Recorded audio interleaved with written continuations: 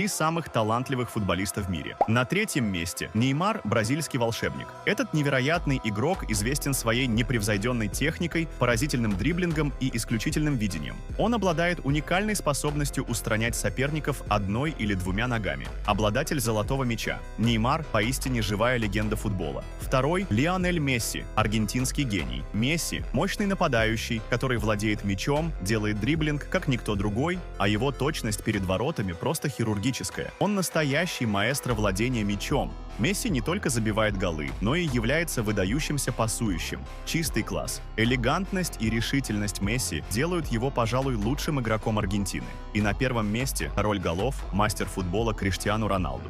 Этот футбольный воин – машина для забивания голов. Его сила, дриблинг, ловкость и неизменная целеустремленность делают его одним из величайших нападающих всех времен. Роналду раздвигает границы возможного и является примером дисциплины и упорного труда.